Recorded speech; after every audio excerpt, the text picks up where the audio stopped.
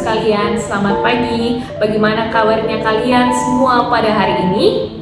Ibu harap kalian semua sehat ya. Nah, pada pembelajaran hari ini, pembelajaran kita akan dilaksanakan secara daring. Adapun materi yang akan Ibu ajarkan melalui video ini yaitu termokimia. Adapun pembelajaran yang Ibu harapkan tercapai yaitu yang pertama, kalian semua mampu menjelaskan entalpi sebagai kalor reaksi dengan benar berdasarkan video pembelajaran. Kemudian yang kedua, kalian semua dapat menjelaskan jenis-jenis entalpi reaksi dengan benar melalui video pembelajaran yang Ibu akan buat. Dari termokimia ini akan membahas perpindahan energi dalam reaksi kimia. Adapun konsep utama yang mencakup dalam termokimia ini yaitu sistem dan lingkungan. Jadi nanti Ibu akan menjelaskan apa itu sistem, apa itu lingkungan, di mana akan terdapat 3 jenis sistem, yaitu terbuka, tertutup, dan terisolasi. Kemudian Ibu juga akan menjelaskan mengenai perubahan entalpi, reaksi eksoterm dan endoterm.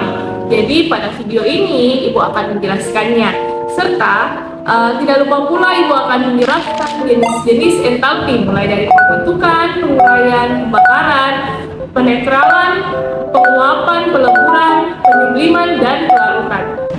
Masih ingat dengan api unggun di tengah dinginnya malam? Nah, kehangatan itu berasal dari panas yang tentunya dihasilkan oleh pembakaran dari kayu bakar.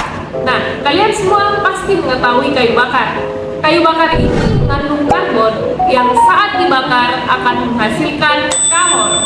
Nah, untuk mengetahui cara menghitung kalor dari reaksi, diperlukanlah ilmu termokimia.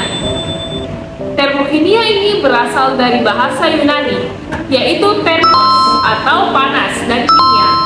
Nah, ilmu ini mempelajari panas yang dilepas atau diserap selama reaksi kimia, serta digunakan untuk memperkirakan perubahan energi dalam reaksi tersebut.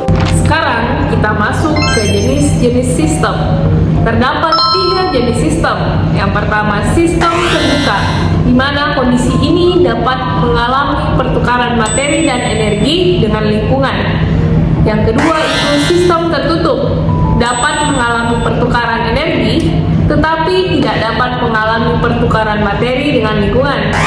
Dan yang terakhir, yang ketiga, sistem terisolasi, tidak dapat mengalami pertukaran materi dan energi dengan lingkungan. Jika suatu sistem mengalami perubahan pada tekanan tetap, besarnya perubahan kalor tersebut dengan perubahan entalpi atau biasa disimbolkan dengan delta H. Perubahan entalpi ini sama dengan kalor yang dilepaskan dari sistem ke lingkungan ataupun sebaliknya agar suhu sistem kembali ke keadaan semula. Tentunya dengan perubahan entalpi ini menunjukkan jumlah energi yang dilepas atau diserap dalam suatu reaksi kimia.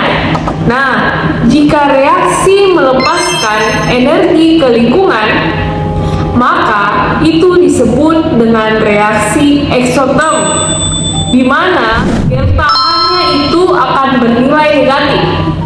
Sedangkan jika reaksi itu menyerap energi dari lingkungan, maka reaksi itu disebut dengan endoterm, di mana nilai delta H-nya itu bernilai positif. Kita mulai dari reaksi eksoterm. Contohnya itu saat kita membakar kayu. Kalian pasti pernah membakar kayu. Nah, saat kayu dibakar, ia melepaskan panas dan cahaya. Reaksi kimia yang terjadi tentunya melibatkan oksidasi senyawa karbon dalam kayu dengan oksigen yang ada di udara. Kemudian contoh yang kedua itu respirasi seluler, di mana proses yang terjadi di dalam tubuh makhluk hidup. Jadi proses yang ada di tubuh kita di mana glukosa akan dipecah untuk menghasilkan energi. Kemudian reaksi asam dan basa. Kalian pasti sudah tidak asing dengan reaksi asam dan basa. Nah, saat asam dan basa dicampurkan, terjadi pelepasan panas atau pelepasan kalor. Selanjutnya kita ke contoh endoterm. Yang pertama itu ibu mengambil contoh fotosintesis. Jadi pada proses fotosintesis, tumbuhan ini menyerap energi matahari untuk mengubah air dan karbon dioksida menjadi glukosa. Kemudian contoh yang kedua itu pada saat pencairan es. Kalian pasti sering melihat es batu itu mencair. Nah, saat mencair, ia menyerap kalor dari lingkungan untuk merubah dari es menjadi air. Kemudian contoh endoterm yang ketiga yaitu memasak. Nah, kalian pasti sering memasak, bukan? Memasak atau membuat makanan dapat menyerap panas, sehingga molekul di dalamnya terurai dan menjadi masakan yang matang. Sekarang kita masuk ke jenis-jenis entalpi. Adapun yang pertama yaitu entalpi pembentukan, di mana entalpi pembentukan merupakan perubahan entalpi saat satu mol senyawa terbentuk dari unsur-unsur dalam keadaan standar. Yang kedua yaitu entalpi pembakaran. Definisi dari entalpi pembakaran itu sendiri yaitu perubahan entalpi yang terjadi saat satu mol zat mengalami pembakaran sempurna dalam oksigen. Kemudian yang ketiga, entalpi penetralan, yaitu perubahan entalpi dalam reaksi netralisasi antara asam dan basa untuk menghasilkan air dan garam.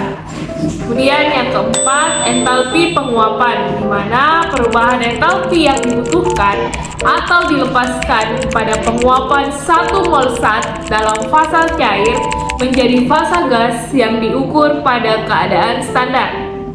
Yang kelima yaitu entalpi peleburan, di mana entalpi peleburan ini dibutuhkan atau dilepaskan pada pencairan satu mol zat dalam fasa padat menjadi fasa cair yang diukur dalam keadaan standar.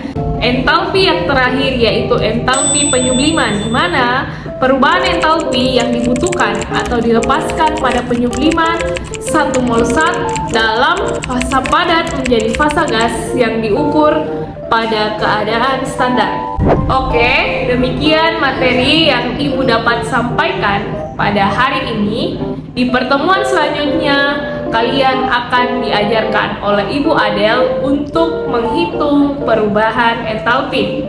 Nah, saat ini Ibu akan memberikan kalian tugas individu, di mana kalian semua harus meringkas video pembelajaran yang Ibu telah sampaikan pada hari ini.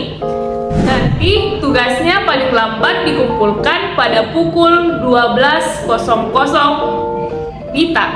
Nah, tugasnya Ibu harapkan dapat dikumpulkan melalui email yang Ibu sampaikan di grup WhatsApp. Mungkin itu saja dari Ibu. Mohon maaf apabila ada kesalahan kata. Selamat pagi.